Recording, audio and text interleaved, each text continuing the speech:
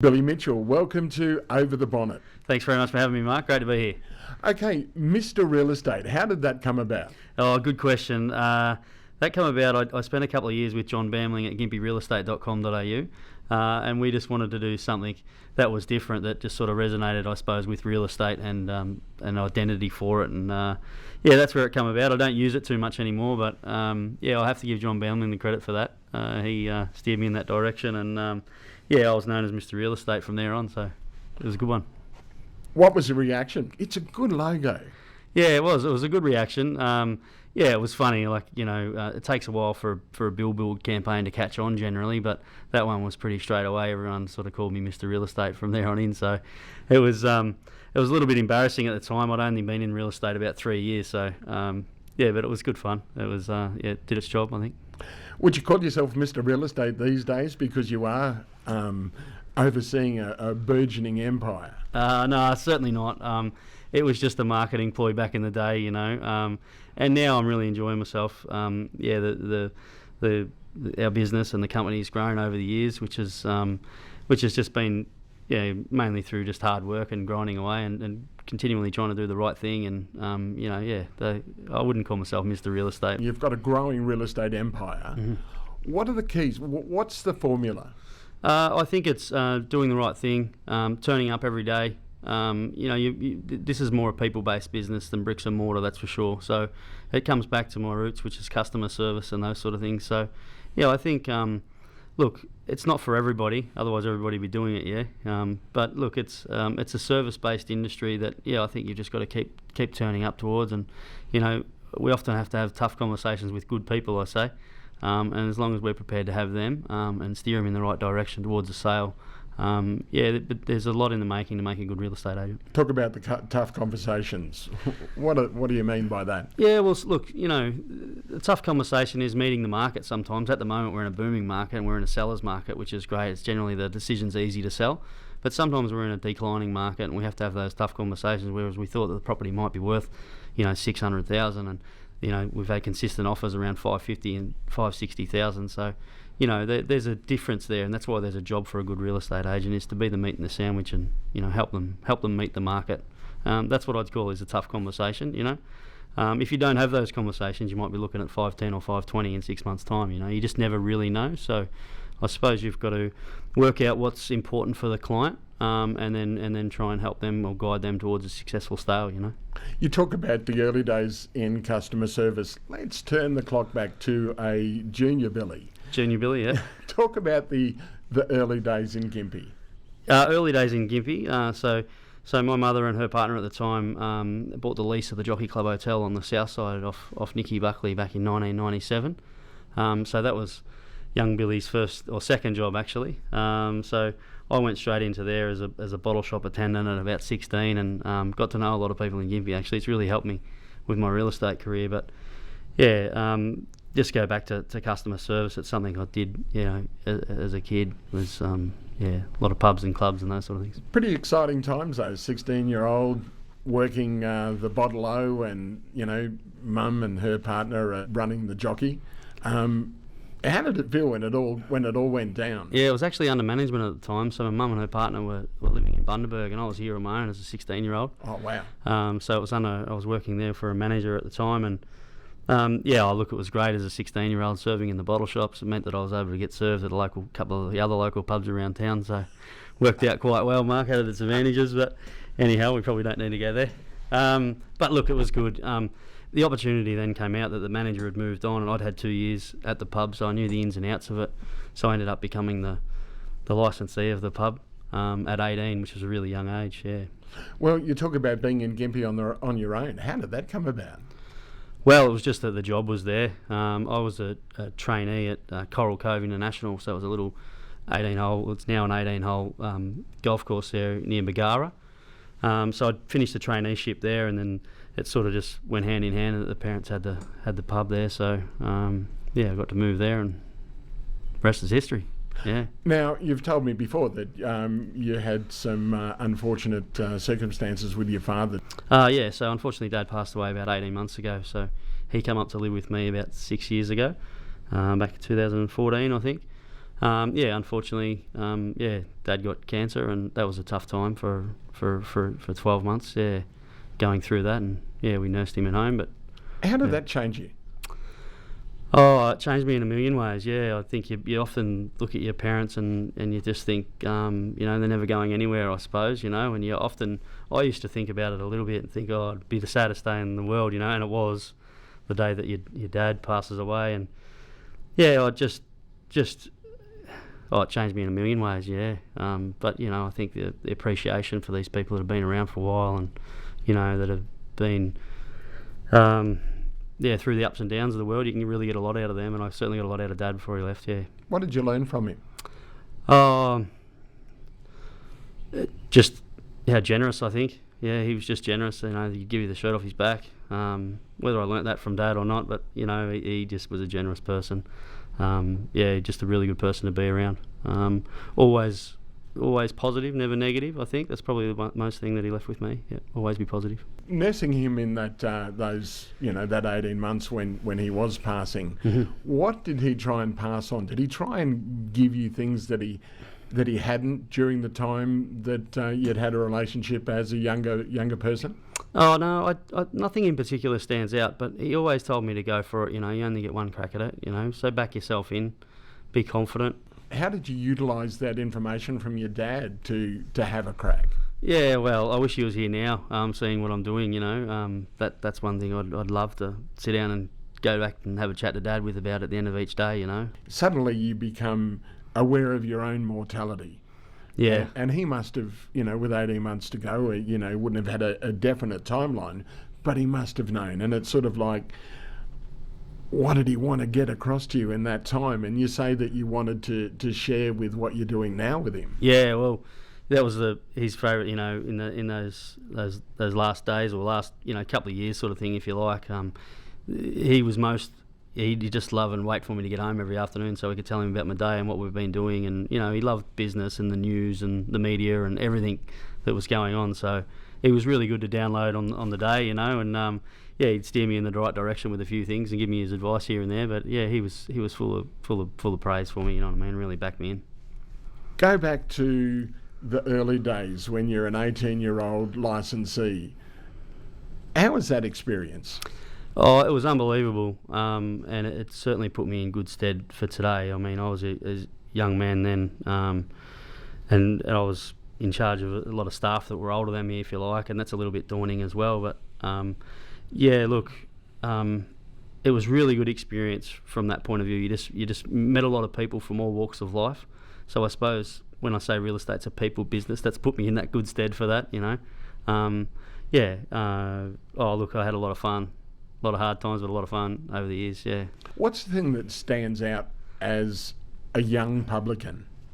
Oh, look, the fun, I remember a thing back in the day when Australian Idol started, so we decided to do Jockey Idol at the Jockey Club, and it sounded silly, but this thing just went bananas. I remember you couldn't get into the pub, so we had them out onto the verandas, and there was 500 and 600 people in there to watch this karaoke show called Jockey Idol, and it went on for a few years. It was a massive hit, but just those things, I think, just a few of the bands that we had in there, a few Melbourne Cup days that we had in there, those sort of things. It's just good fun times, where everybody continues to talk about and just said, oh, we need another day like that, or just a lot of fun.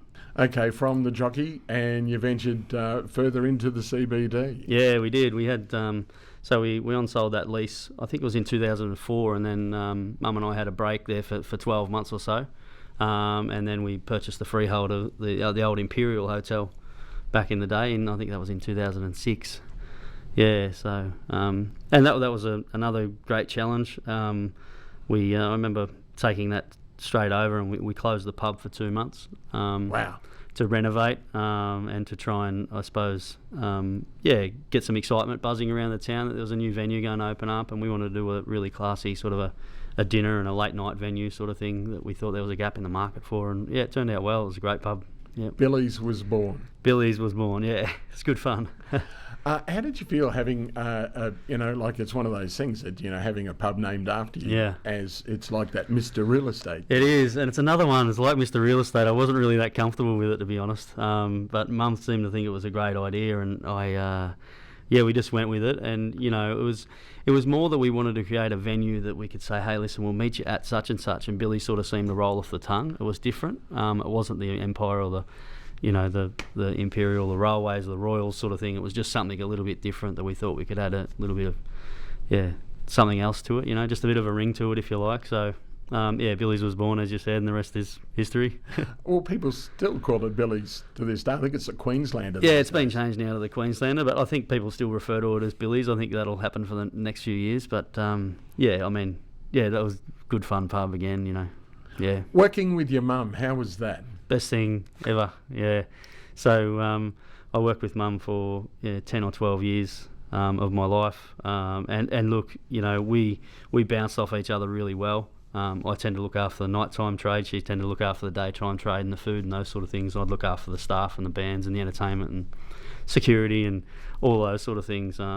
Good challenge, but a really good mix to run a pub with. So I credit Mum for a lot of the success I've had. Yep. Talking about security, people can get rough and ready and had a few schooners under the belt and 6 foot tall and bulletproof. How did you handle that? Obviously we had some security guards to look after it, but generally as the publican, you're in charge of those guys. So, it's a little bit of a respect thing sometimes. You just got to pull them aside and have a little bit of yak to them and say, look, that's sort of not what we're after in this venue sort of thing. You may have to go if you continue that way sort of thing, it's just a people thing. You can generally tell if someone's going to play up and you need to hit it in the bud pretty early. So, you get good at that. But it happens, unfortunately. It's when you mix late nights and alcohol, you sometimes get that sort of person that wants to play up on you. Okay, at the Billy's venue, what were the highlights there? There must have been plenty. Yeah, there was. I remember the first time we took over in 2006. I think from memory we took over in late July or something like that, and then we had the muster party come up. It was obviously in late August sort of thing, so we weren't really prepared for it, but it was still to this day one of the biggest days we ever had. So we just had people from one end of the pub to the other. So that's one that stands out as being just a massive day that was just so much fun, and a lot of the muster parties and those sort of things. We had some amazing bands through there as well, like Diesel and the Black Sorrows and Mental as Anything and Butterfly Effect and Stan Walker. I could name lots. So meeting all of those guys and booking them in, and then packing the house out, a little pub in town, little pub that rocks we called it. So old timber pub. It had a really good acoustic to it, and it just had a really good vibe. Probably the best day actually, now that I think of it, would have been Ian Moss acoustic session. Wow. With 200 people in there. It was just magic. Yeah, he was brilliant. Behind the smoke screen and the smoke and mirrors of, say, Ian Moss, the cold chisel superstar. Yeah. What are these people like? Ian Moss is a dead set gentleman. He didn't want to leave, actually. I think after the show he came upstairs with us, and we had a steak and a couple of red wines and had a really good chat actually with Mossy. He was awesome. From memory, Diesel didn't hang around much, but he was sort of in and out. He was quite the showman, you know what I mean? In one door and out the other, did his show and was gone. But Ian Moss from memory was really cool. He stayed around. He wanted to stay on and party. He was just a genuinely good bloke. It's interesting though. Some of them are the legend or whatever. They try and live up to it. Yeah. And so you'd say Diesel would have been that? Yeah, I think so. Yeah. Yeah, he just sort of rocked up, did his show. He was all business, left straight away. All ego. Yeah, maybe all ego. Yeah. Yeah. Didn't have tough time for us little guys in Gympie. But no, look, it was a good show. That was the main thing, wasn't it? And other people that you've had in the pub over the time. Any other standouts? Any other highlights? Yeah, like the likes of Greedy Smith, who's now passed away as well, from Mental as Anything, you know. Just a big, larger-than-life character. He was great. The Black Sorrows. I'm getting a picture that you're a great promoter. Mr. Real Estate, the pub that rocks, Billy's. Yeah. Would you say that you're a good promoter? Well, I think so. Something's working so far, you know. I'm not scared of putting myself out there, I think. And in the beginning I was. It's fair to say that. I mean, I remember when that billboard first went up, you know, it had Mr. Real Estate on it and my face on it. You know, I went the long way coming home from Gympie because I didn't want to drive past it. I was very embarrassed about it, and it took me so long just to get used to the fact of driving past this billboard, you know. So it wasn't something that just sit comfortably with me. Either did, like I said, naming the pub Billy's. But you've just got to warm to it, you know, and you know, I just did, and you just sort of roll with it. And now I'm not worried too much about being on a billboard or being on radio or TV or any of those sort of things, because I don't know why. I suppose I've just got used to it, you know. But it's an interesting thing, though, that it did embarrass you, the Mr. Real Estate, that you didn't really like it. Yeah. But yet it was so successful. Yeah, it was. It was so successful. And I immediately had a really good real estate following. But yeah, it wasn't something that set well with me. I must admit, I was well out of my comfort zone, which is what I'd encourage everyone to do now. Yeah. How do people get out of their comfort zone? How do they get out of their comfort zone? Billboard's a good start, unless you like those sort of things. But the best bet's yourself, I think, you know. So if you've got a good idea and you want to go ahead and do something, or you've got a dream, you know, follow it. And, you know, that sometimes means getting out of your comfort zone and really putting yourself out there and, you know, making people aware of your goals and those sort of things, I think, is getting out of your comfort zone and following through on them. What's your dream? It's just to live a good, happy life, you know, and I think I'm living it, to be honest. That hopefully that doesn't sound funny, but, you know, I'm extremely busy. I love it. I love the people I work with. I love what I do. And, yeah, so, look, as long as this lasts, I'm happy. But, yeah, I think it's just to live a happy life and see where the rest leads, you know. It seems to be growing because you've just bought Gympie Regional Realty. Yes, yep. How did that come about? That came about right in the middle of COVID, so right when the world was really uncertain. But I'll tell you how it did come about. I'll just go back to a phone call I got right at the start of COVID. Was from one of our landlords that we managed half a dozen properties for this chap, and he gave me a call. And the reason for his call was he just wanted to let me know that if any of the kids in the houses that he owns needs a rent reduction or can't pay their rent for 5 or 6 weeks, it's not going to affect him. So I'm not worried if we don't collect rent for the next couple of months, which was a really nice thing to do. What a great move. Yeah. What a great person. Yeah, just a legend old fella. Anyway, and so we got chatting, and he just sort of said, you said you're going to be in for some really interesting times over the next couple of months. So I can see what's happening here, you know. And I said, yeah. I said, anyway, we'll just do what we can do and see how it all ends up, you know. Let's just stay positive and go from there. He said, you're going to find out a lot about your team. He said, and you'll find out a little bit about yourself. He said, but remember this, there will be opportunities throughout this for sure for you. You know, he said, I've been through this. This chap would be 80 odd. So he made reference to some cattle he bought back in the 70s, and he sold them for 10 times the price 12 months later, you know. Love that. That's what he was talking about, opportunity, you know. So anyway, that stuck in my mind, and the opportunity come to buy Gympie Regional and their business of John and Marg, who were fantastic to deal with, which makes it easy in any transaction, you know. So yeah, that opportunity came about, and I remembered what my friend said, and they said, are you interested? And I said, absolutely, you know, and I just sort of never looked back and never doubted the decision. It was always made sense to me. So look, it was a challenging contract and negotiation and all those things. There was a lot of things involved, so there's a lot of moving parts that you've got to get right. So I got to know my solicitor on very, very good terms. Nervous signing the cheque? Yes, yeah. I think nerves are a good thing, but nervous. I suppose I've done it a few times now with business takeovers and those sort of things. So I feel like we're getting better at it. So I know what to look for and those sort of things. But yeah, look, it's always a challenge when you take over a new business. So, you know, you've got to get it right. Yeah. What else makes you nervous? Radio interviews, YouTube videos. Look, lots of things make me nervous, I think nerves are good, you know. I think they maybe point you in the right direction sometimes, you know. I'm certainly get nervous here and there, for different things. When you originally got into real estate, what was the motivation when you moved from the hotel industry, which you obviously knew very well and grew up in? Mm-hmm. Why real estate?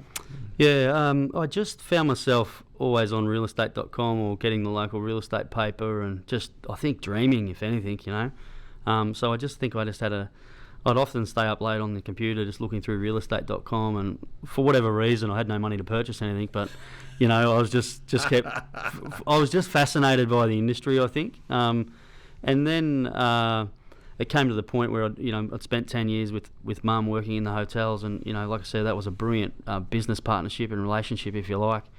But I just felt like I wanted to really do my own thing and cut my own groove. And yeah, I mean, I had so much fun in the pubs over the years, but it's certainly the best move I've ever made. I haven't looked back since then, and just had plenty of fun in the way. What's the biggest sale you've made? I'm working on one at the moment. Biggest sale. Can't tell me you have to kill me. No, yeah.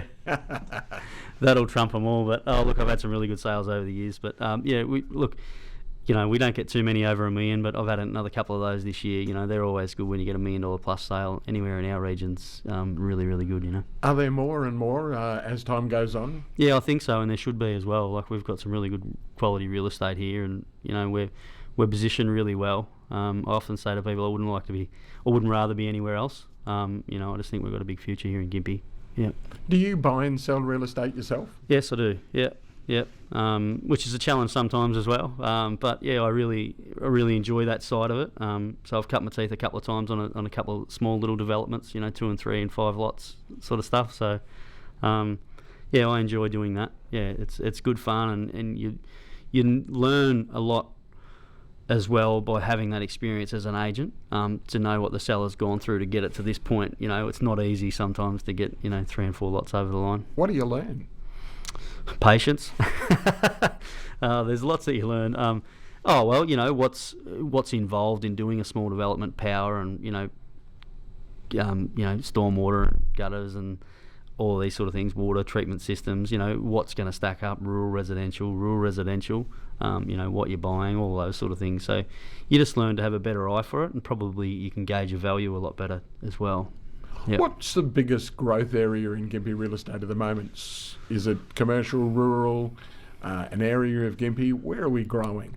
We're growing on the southern side of Gympie, so suburbs like Monkland, Jones Hill, Traviston, the Mary Valley, south side, and then through to Gympie. There's no suburb that's gone back over the last 12 months, which is encouraging. But even the northern suburbs into Curra and Glenwood are showing really good improvement. So yeah, it's fair to say that the Gympie region itself is on the up, and it's been heading that way for the last sort of 18 months, 2 years. Then we had COVID hit, when no one really knew what was happening, which was a real shame back then, because I just felt like we had so good a momentum that we were just really starting to boom. And then we've come out the other side of that. Still booming? Oh, still booming, yeah. Some records over June, July, August, which I didn't ever see coming. So, yeah, no, it's been really good. What do you put the COVID thing down to? How did it affect the market, and how will it continue to affect the market? Yeah, I'm not sure how it'll continue to affect it. And it'd be wrong if we weren't worried at the start, I think everybody else was, and you kept watching the news, what was happening overseas. So you just sort of got a little bit of that negative energy. The big banks did a few studies, and it could affect us, could be negative 30% across the board, which included the cities and all those sort of things. So it's had the opposite effect on us in Gympie. So we've gone plus 10% around about. What's that caused by? Good time to buy in Gympie. Beautiful, fresh, clean air. We've got so much happening with the highway going around us, and a couple other smaller projects that are happening. And like I said earlier, we're just really well located through the Rainbow Beach, Harvey Bay, Tin Can Bay, Noosa. A lot of people travel the world to get to these destinations, and we're 45 minutes away. So, I think the penny's dropped. Firstly, you had the Century 21 franchise at Tin Can Bay. Yes. Talk us through what brought that about.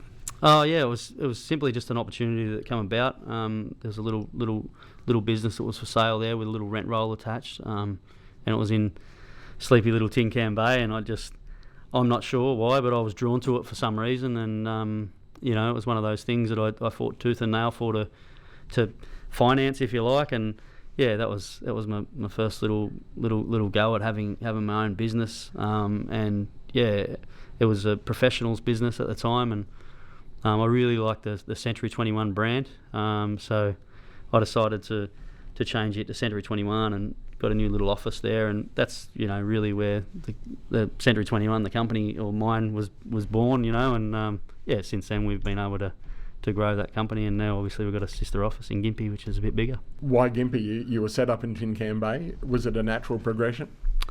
Yeah, it was a natural progression. Century 21 always wanted me to be in Gympie, so it wasn't too long before that they knew that I could handle an office and be a principal and those sort of things. And yeah, that was a natural progression to get into town. Yep. What do they like to deal with as a franchise, and why pick a certain franchise? Yeah, Century 21 is the largest real estate network in the world, so it's huge. It was born in the 1970s in the States, and then it's sort of progressed from there. So it's in 68 different countries, I think, and all the listings translate to about 28 different languages. So it's just a really big company. It's the McDonald's of real estate, if you like. So these guys just have got it right. So their little systems and procedures, and all the things that create the sale at the end of the day, that they've just got right, that I didn't have to worry about, was the biggest thing for me. So the technical side of things and the instant branding, the instant recognition, when I call Mark from it's Billy from Century 21, you know where I'm calling from. I don't have to explain that it's a real estate and all those sort of things. But yeah, I think probably that instant recognition, and yeah, being a big global brand's given me opportunities as well. It's just amazing. Yeah. When you were in Tin Can Bay, when you bought in Gympie, that must have been a big move. Yeah, it was a big move. Yeah, it was a big move. Another one of those daunting ones, nervous times. But look, it's just head down, bum up, into it. Yeah, that was the sort of the motto. When you've continued to expand, you've really starting to become Mr. Real Estate. Yeah, it's funny, isn't it? Can you see yourself going back to being Mr. Real Estate? Nah, not really. No. I've taken the number plates down, mate, and the billboard. So, look, I'm just really enjoying doing what we're doing. Like you said, our business is growing every day, and it's good. It's good fun. With the bypass, you talked about that, and how do you think it's going to affect Gympie over, say, the next 10, 20 years? The bypass? Yeah. Yeah, generally, so areas that I've looked into that are like Nambours and, even down in Victoria, spent some time in Kyneton and Wood End and those sort of places. So they really benefited from the bypass going around. So both in real estate, prices, as well as, obviously it's going to be better for a lot of people's lifestyles, you know what I mean? I think it's going to be cool. Yeah, I'm really looking forward to it. I don't think it's a negative at all. Are you seeing or hearing people worried about it? No, I'm not. No. What would you put that down? Because I know that, say, Karroy's got its village atmosphere back. Yes. Do you think that that's going to happen in Gympie? I hope so. Yeah, that's what I see happening. Yep. Do you see more growth in the centre of town? Okay, Mary Street at the moment is on the decline. Yes. And the sort of, with Centro sort of dragged the CBD away, and there's Bunnings and that little industrial area. Mm-hmm. How can we bring Gympie back to the heart of Gympie? Yeah, I mean, a lot of people are steered away obviously because of the flooding down in Mary Street, and there is some empty shops down there. And I did see an article, and I remember the Chamber of Commerce meeting a few weeks ago, that I think it's pretty clear that they just need to drop their rent prices in there and fill those shops up. That would be the immediate thing to do something. But on a larger scale, I'd love to see it mauled. Wow, that's a big move. Yeah, yep, that would be a big move. But it's a pretty little street, get a real culture about it. I think it'd be nice with more cafes and those sort of things. If we do a mall in Mary Street, do you see that it becomes the cafe capital of, say, this area? Yes, yeah, that's what I'd love to see. And I think Gympie's ready for it. I'm not sure it was 10 years ago, but it's just got a different vibe now. It's really starting to get a good culture about it. So, yeah, I think it is ready. What are you seeing over your time in Gympie, the changes? What are the big changes that you've seen over the time? Oh, look, like the Centro was a big change that I've seen. And then, the old football oval out the back of the Jockey Club on the south side was always going to be Woolworths, and then bang, it happens, and it's there. So, look, lots of things. I really like what they did with the Riverwalk. I think that's a great thing. The Victory Trails. A lot of infrastructure and those sort of things, but it's growing every day. I mean, you're driving through Gympie now, and then you reverse back 20 years and go back through it then. It has changed a lot. Well, look at the old pineapple. Yeah, that's right. Now Toucan Coffee, yeah. It certainly is changing. What are the bad things about the development of Gympie that you can see? That are there things that we need to change, that we need to keep an eye on? Oh, I think, at the moment we've got a lack of land on the market because of the incentives that the government's handed out, and obviously because everyone's got a circle around our market. So I think if we want to attract more people here more quickly, we need to fast track those development applications, through council, yeah, and get them speedy a little bit more. What's your relationship with council? I don't have one. really. I've done a little bit of work with them, since taking over the corner and doing a few little small developments and those sort of things. But yeah, other than that, I don't have much of a relationship with them, if you like. Do you think that council are pro-development enough? Yeah, I think so. Yeah, I think so now. I think they always have been, if you like. It's one of those things. It's a mechanical thing, isn't it? Like there is a fair bit in it. So, with the new council, are you seeing changes because people are having to deal with them when they're trying to put property through? Are you seeing changes? Yes, I am. I feel like they are fast tracking them now, which is really nice. I've had a couple of really good dealings with Glenn over the last couple of months, so I feel like he's doing a good job. It's a tough job, but I think he's going to do a good job. Yeah. What sort of thing would you like to see if you were in the mayoral chair? What would you like to do? Suddenly it's Councillor Billy Mitchell. What would you do if you were in the chair? Oh, mate, I'd probably do something really unpopular and change the name of Gympie. What to, Nashville? Nashville, that's right, yeah. I've always thought that. I've always thought that they got it wrong because Gympie's got so many connotations with the Americans. Yeah. And we were Nashville. We were, yeah. Why do you think it would be unpopular to change Gympie to Nashville? Oh, I'm not sure. I just feel like it would be. Maybe it's not so much now, but yeah. I've often thought of Nashville, or it came up the other night, maybe Nash. Full stop, something a little bit cool. Gympie was touted, unfortunately, with a really negative name, I think, back in the 90s sort of thing. The redneck capital. That's right, the redneck capital. Gosh. Helltown. Those sort of things, So some are benefiting from that. Those Helltown hot rods. Yeah. I'd like to see it marketed a little bit better too. How? Good place to live. It's a real community, Gympie. I think all the other things that go with it, the beautiful scenery we've got and our location and all of those sort of things, but I think it's a great community. What do you like about the community? What are the things that really float your boat about living in this area? Oh, look, the local footy clubs, cricket clubs, the soccer clubs, those sort of things. I think most of the bars you go to, the name of the barmaid or the barman, or you can go down to Woolworths and you often run into a lot of people that those sort of things, that you just don't get in the cities. That's what I think we've got that the others don't. Well, you've got the best of both worlds with Tinkham Bay and Gympie covered. Is there thought for further expansion in any direction? No, not really. I'm really focused on Gympie and the greater region, so we're trying to keep our business, in the region here. I think that's my plan. Is already you've taken over one real estate, which was a fairly big real estate office. Is there plans of further expansion? Oh, there's no plans, but I'm sure there'll be opportunities down the track, and yeah, I'd certainly look at all of those. Yeah, for sure. Yep. When you're doing those sorts of things, what are you looking for? Is it just a bigger business, a bigger business model? Is it all about the business model and having that a bigger rent roll which brings in more money and more staff? But it must bring a bigger business must bring bigger headaches. Yeah. I just think you get. Someone said to me once, it doesn't get any easier. You just get better. And I think that's probably the thing over the years. That, like I said, we're getting good at it now. We're taking over a few businesses and. They just tend to slot in. We've got our systems and our procedures and everything, really down pat. So, I like to weirdly just create a really good environment for everybody to work in. And if that means that more people are coming to work under our banner, then great. That's probably what I look for. Yeah. Because real estate agents have a bad rep. What do you say to people that will put a real estate agent down? Oh, look. It comes down to the experience they've had, and unfortunately, not everyone will have a good experience with a real estate agent. I think I brushed on it before. If it was easy, everybody would be doing it. It is a tough industry sometimes, and you're out to please a lot of people, and just unfortunately, that's not achievable sometimes,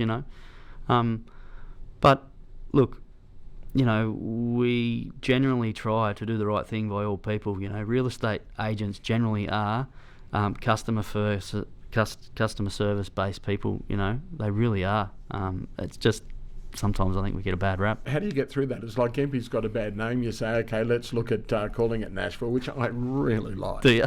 Absolutely, because as I say, you say Gympie to an American, and it's got all these connotations. That that aren't terribly, but other people love the name Gympie, and like as you say, it could be Civil War. You just it'd be Civil War. But it's one of those things that could it be done? Yeah, I think it could be done. Yeah. Stroke of a pen? Oh no, I don't think so. I think it'd have to go to a vote, and all those sort of things. But I'm sure I've only mentioned it to you and a few others, I think, but beforehand they've all thought it was a good idea. So maybe it would get over the line quicker than I thought. Where do you see Gympie in 10 years from now? Look, a really strong Queensland rural hub. That's just a great place and an affordable place for families to live.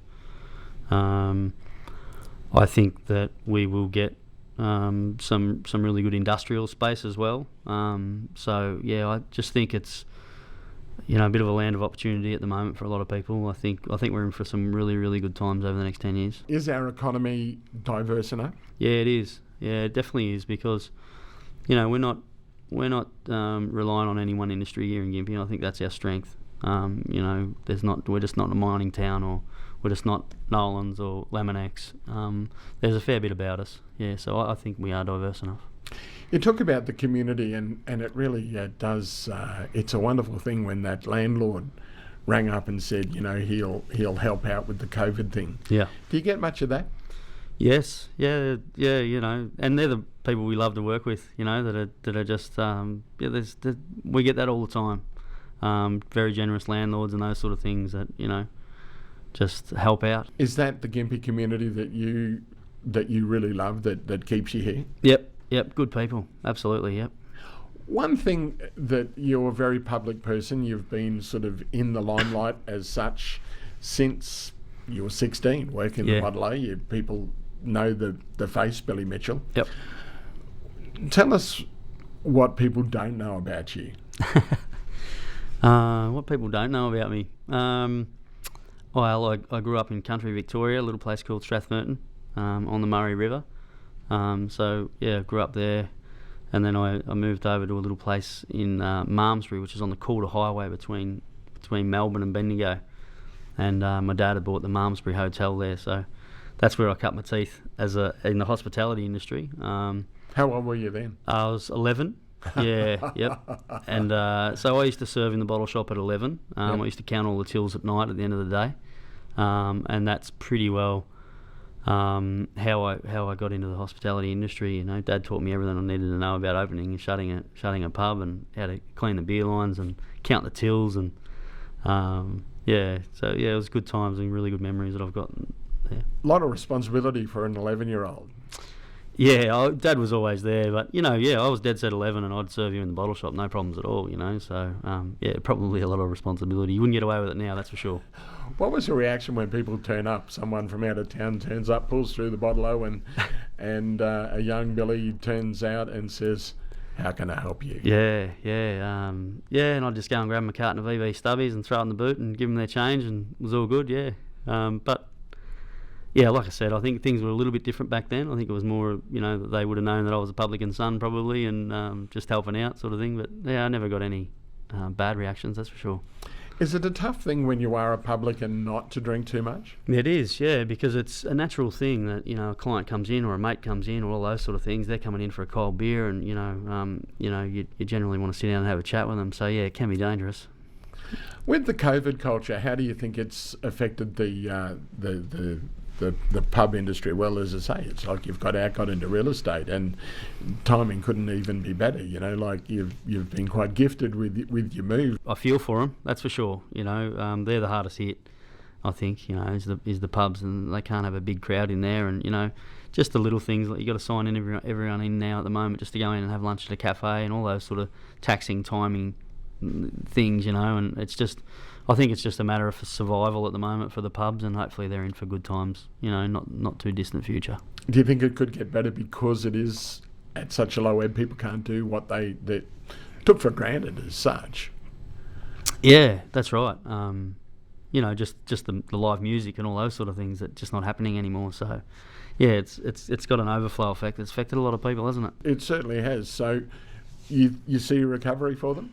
Oh yeah. They'll recover for sure. Yep. It'll bounce back. That's for sure. Yep.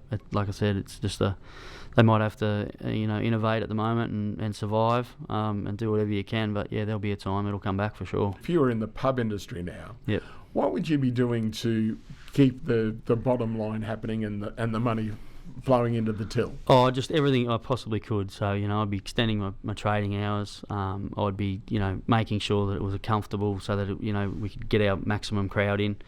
I'll be doing everything I could. Yep, absolutely. Yep, if it meant putting up the beers $2, I'm sure everyone will pay it, and I mean that, you know what I mean? It's just, you've just got to survive. So, yeah, I'd be planning to have a really big reopening as soon as the laws change. It'll be the biggest ban Gympie's ever seen. With the COVID and real estate, it's not going away. You say it has, we've come out the other end of it, and there's been a 10% increase. Are people still worried? Well, it doesn't seem that they're too worried in Gympie, and I just read on the news, or just heard on the news on the way out here, that we haven't had a case in Queensland for over a week, which is really encouraging, We still need to be careful and diligent, and I think the Premier's doing a good job keeping us safe. It doesn't affect us at the moment with real estate, but it did initially.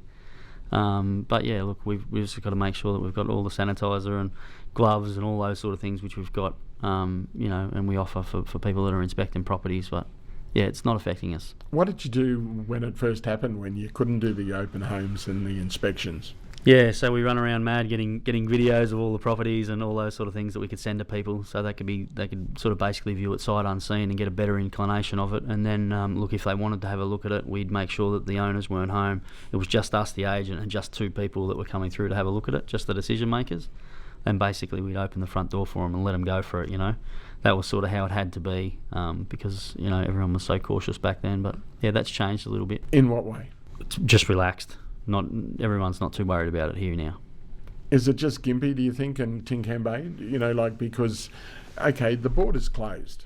Yeah. And are you in favour of that? Because, okay, you'll find a big market from southern buyers and people trying to get into the Gympie market or the Cooloola market. Yeah. Are you in favour of it? I think I am in favour of it. Yeah. As hard as it is for Palaszczuk government, I think they're doing a good job keeping us safe. So I am in favour of it.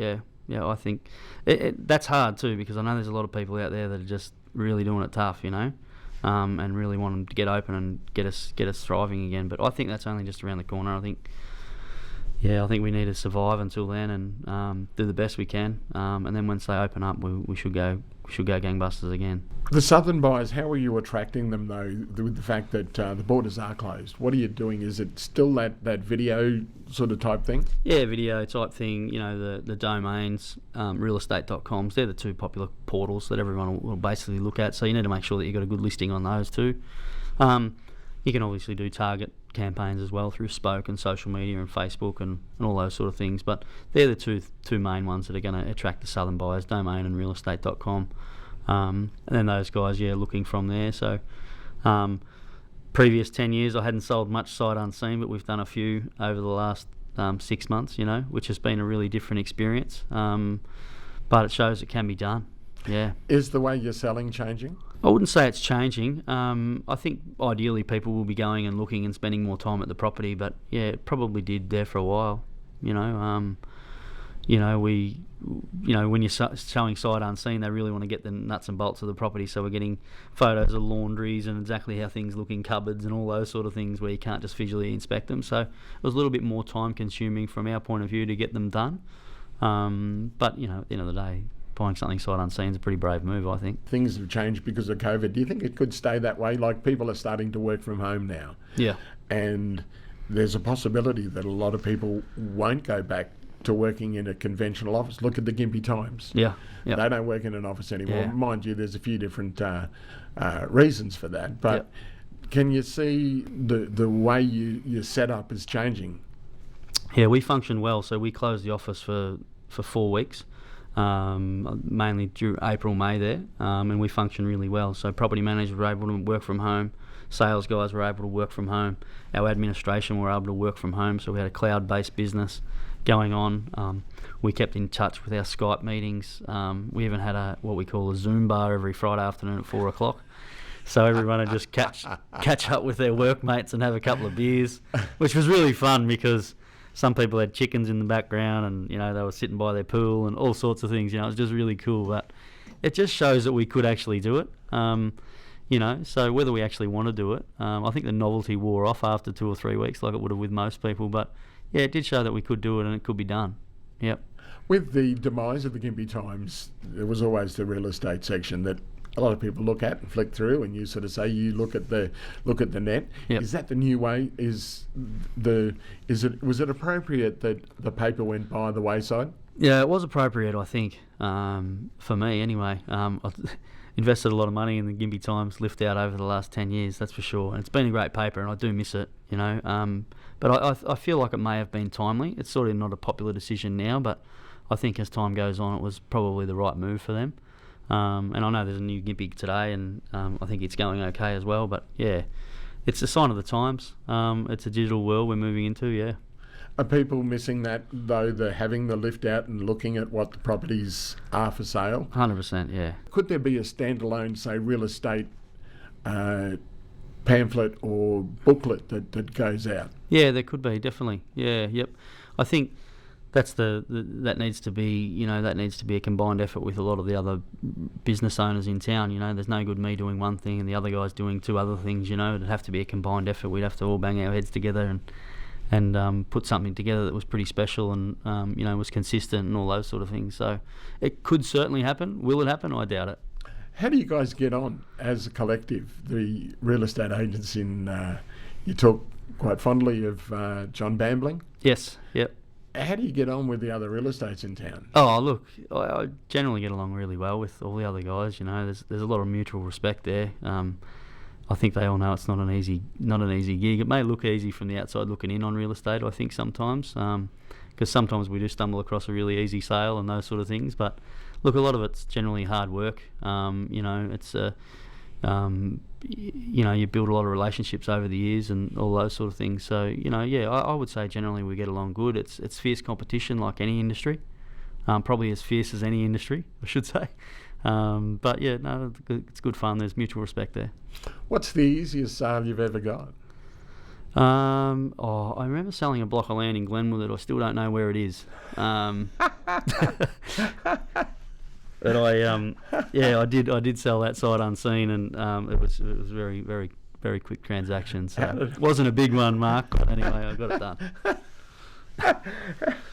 Talk us through it. How did it happen? Small fish are sweet in our industry, that's the old saying. No, look, it was just a little house that I was selling in town for this lovely lady, and she said, look, I just happen to have a block of land out at Glenwood. Would you mind selling that? So I did. I just got some Google images on it, and I just what I'll do is before I get out there, I'll just throw it online for you. How much would you like for it? And that I think it was that afternoon I got a call on it, and they were heading out there the next day, and then they come into town and sign a contract. So. Wow, you talk about small fish being sweet. Is that the bread and butter? Oh, it is absolutely in Gympie. Yeah. So our average sale price is about 300,000 now, which is nice. That was was down in the low 200s. It seems to be increasing. It is. It definitely is. Yeah, our prices are going up, and there was a long time there through 2011, 12, 13 that you were still getting a 4-bedroom, 2-bathroom brick home. In some cases under 300,000. So it's good to see now that properties are starting to get their replacement value because obviously land's not getting any cheaper, building costs are going up, and all those sort of things. So.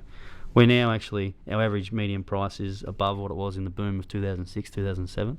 So it's taken us 13 years to get there, but we're actually there now, which is nice. Even with COVID? Even with COVID, yeah. That's pretty amazing. It is amazing, yeah. We've survived it. How do we rate compared to the Sunshine Coast then? You talk about our location, we're close to the beach, we're close to Brisbane, we're close to the Sunshine Coast, but I see we're far enough away. How do you compare us to the Sunshine Coast?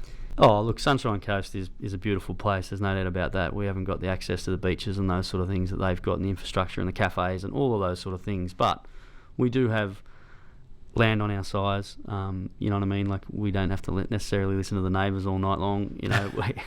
Toilet flushing I was getting to. We've got those 20 and 30 acre blocks that those guys don't have. And I think that community that everybody wishes they had on the Sunshine Coast, they probably don't. The rural aspect of it, is that the growth industry for this area, the 20 or 30 acre block? Yeah, 20 or 30 acre plus. To a lot of other guys from an agricultural point of view are looking at us too. Because of access through to the highway, the water allocation that some of our bigger lots have got. So, yeah, there's everyone's circling us, which is nice. What sort of people? Where's that interest coming from? Everywhere. That's including the big guys. So yeah, that's across the board. Everyone's looking up here. Is it the right time to be in real estate? I think so. Yeah, yep. I wouldn't change too much at the moment. I think it's really good. It's exciting, and I think we're in for a good another 10 years. Beyond that 10 years, the highway should be open at that stage. What will that do to prices? My research says they'll keep improving, but there's a lot of different things happening in the world at the moment. I haven't got a crystal ball, but yeah, I think it's going to give us confidence. Yeah, I think it's going to be great. Should people be waiting or buying now? Oh, that's the $1 million question. Look, some of the great experts in real estate Australia wide are tipping Gympie as a top 5 regional growth area across the country. So take it from them and not from me, but I'd say buy now. What happens if we hold off? Well, FOMO, fear of missing out. You don't want that to happen, Yeah, Gympie will be one of those stories, and we look back in 40 years' time and say, I could have bought that block of land for $130,000, and now it's worth whatever it's worth. It's a great time to buy. I mean, you have a look around anywhere. Obviously, we're the cheapest real estate north of Brisbane, but you can have a really good look around anywhere, and we are really extremely good value for money considering what we've got to offer. Can you see it expanding further north, and Gympie continuing to grow because of that migration north? Yeah, and the more blocks opening up, Chatsworth and Curra. There's a few estates happening out there as well, so I think the highway will go around the eastern side, and that should fill up between Gympie and Curra, I think. The building of the highway, what effect do you think it could have in that immediate area of where it's going? Yeah, well, it's funny, there's a few people that are looking for big blocks that are going to be bordering that highway, because sometimes towns move out to those sort of directions, so there might be a big super site out there at some stage, the big it's McDonald's. It's an interesting way of looking at it. Yeah, yep, it is an interesting way, but if you have a look in the United States and those sort of things, you'll get what I'm trying to say there, that people are now looking for the big allotments off that highway. So, look, I don't see it doing any harm to any of those guys, other than the harm it's done now. It may have divided a few paddocks and those sort of things, but look, I think it's positive. Yeah. It's surprising though that people are circling, because you would have thought that the noise, the cars, the traffic would turn people off. It's quite surprising that. Yeah, I think they might be more looking for a service station or a caravan park site, and those sort of things. Maybe a hotel site or a motel, or any of those sort of things. Yeah. What's the big development you'd like to see come to town? I think a really good industrial estate. We don't have one now. We've got the industrial, which is sort of starting to. It's starting to grow with Harvey Norman and the BCF and Chemist Warehouse, and there's a few sort of bigger name brands, and Bunnings, of course. Yes, Bunnings was a big win. I think what Corbett's have done out in the highway there, that sort of thing, bigger stuff with more manufacturing and jobs and those sort of things. I think that's what we'd like to see developed. And the service station out there as well. Yep. But you sort of say we need more industrial area. Do you not think that the industrial area we've got just should be developed better? Maybe, but I'm thinking that we need to try and attract these people to Gympie to try and set up business here, and whatever incentives that involves, and whatever they're after, we should try and create for them. Is that a state government or a council thing? Both. Yeah. Should they be working together? How do we get them together? Because it's getting left hand to talk to the right hand. Sometimes. Yeah, I'm not sure. That's well above me, mate. I don't know how they get together and talk together, but I think that answer your question. If that's the development, I think that it needs. That'd be it. Yeah. But an industrial estate though that is going to grow. Where would you put it? Southern side. So over near the Corbett's and near that service station there. I think it's been earmarked as a big industrial estate, and I think it needs to be. Yeah. You've talked about the growth of the Merri Valley. They nearly killed it. Yeah. What do you think about how it's turned around? Some people made a lot of money out of it, and some people went to the wall because of it. Yeah. Why do you think it's recovered to the extent that it has? I think it's just a really pretty place, and it's located beautifully for that rural lifestyle sort of thing. And there's some really pretty parts about the Mary Valley with Kandanga and Imbil, and they're starting to get a real culture about in those places, and Kenilworth in particular. So it's just a nice place to live. Once again, it's been affordable. It's starting to get up there in price now, and so it should be. But I think it's accessibility through the Bruce Highway and the Sunny Coast in Brisbane. Do you think that'll happen in Gympie, that prices start to creep, that people start to move further north to try and get that cheaper real estate? Yeah, I think so. Yeah, I mean, it's showing that now. Like what you can buy here for $350,000 is, you can't buy land on the Sunshine Coast for that. So, yeah, people are maybe selling up for $600,000 and $700,000 and eliminating the mortgage and being able to come and live a good, comfy life here, which is perfect. Yeah. That's why I say with the migration north to look for the cheaper land, and that's why I was sort of wondering whether you'd be looking for another office.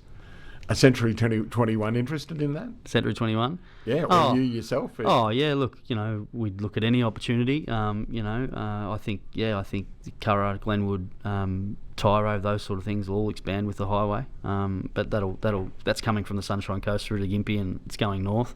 I know that some of the guys have put an earmark on Gympie, or a circle around Gympie, if you like, from an investment point of view. Next edition they put out was Maryborough, so Maryboroug's seen some good growth at the moment as well, so... Yeah, I think, not in particular am I looking for anything north though, but yeah. Would Glenwood be the next hotspot because of the fact that's where the highway is going to end up? Yeah, it's such good value. There's still blocks of land in Glenwood, around the 75,000-80,000, so it's not too late, that's for sure. Yeah. Where's the best place to buy land or even real estate in the area? What's your favourite? Oh, good question. I really like the east side because. Is it too expensive for what it's probably just my connection between Gympie and Tincan Bay and Rainbow Beach, but I really like the east side. I think when the highway flicks around on the eastern side of town there, those blots around Gomborian, they're just going to be really sought after. Any lifestyle block in there, I think, as long as the Mary Valley there on the southern side of town, I think that's pretty hot real estate at the moment. So where's the big growth going to happen? Is it going to be in that sort of area, or is it, as you say, southern side? Which is going to be the really major growth area that you see? Mary Valley, the Dawn, Jones Hill, and of course Monkland, which recently hasn't been that sought after in Monkland, but those house prices are going really, really well on that side of town. What do you put that down to? Either just the location, that side of town, access through to the Bruce, through the Sunshine Coast. You're another 15 minutes if you live in Chatsworth at the moment, Chatsworth is awesome too. But yeah, I think just the location on the southern side of Gympie. Yeah. If you weren't doing real estate, what would you do? Oh, I'd probably be a publican. If I wasn't doing real estate, what would I do? Yeah. Oh, look, I don't know. I'd be doing something though. That's for sure. I'm not sure. I'd be busy. I'd be doing something. I'd be digging my teeth into something, whether it be some sort of business or a venture or something. But yeah. Do you see yourself always owning your own business? I think so. Yeah. I've pretty well, been in the family business my whole life, so I don't know too much else. So it's it's good fun, and that's why I love doing what I'm doing. So you must enjoy the pressure. Yeah. I mean, it's like everything. There's going to be some ups and downs in life. So you've just got to play the cards you dealt and get on with it. What's the biggest high you've had? The biggest high I've had? Yeah. The biggest high I've had, probably selling my first property. When I first started, I started with Nathan O'Neill at Harcourts, and that was just across the road at the pub there. I thought, how do I get into real estate? And he said, come with me, and here's a tie and a shirt, and we went from there, sort of thing. And I think I was handed my first listing, which was this little old rock house out at Pie Creek, and I think I remember getting the deal done, but it wasn't unconditional. And then I pulled over on the highway. I think I was heading to the Sunny Plaza, and the deal had finally gone unconditional on me, and I'd made my first sale. And I think that was back then as high as you could get, probably. So that's probably one of the biggest highs I've had. Is just getting your first deal done. It's a really big achievement. What motivates you these days? The debt? No. Helps you get out of bed of a morning, that's for sure. But look, I genuinely, I just love getting up and doing what I'm doing. The people I work with every day, I have no problems getting up every morning, going to take the dog for a walk, and then heading to work. You know, it's a great life, and yeah, I just love it. Yeah. Great way to end. Billy Mitchell, thanks for joining us over the bonnet. No worries, Mark. Thank you.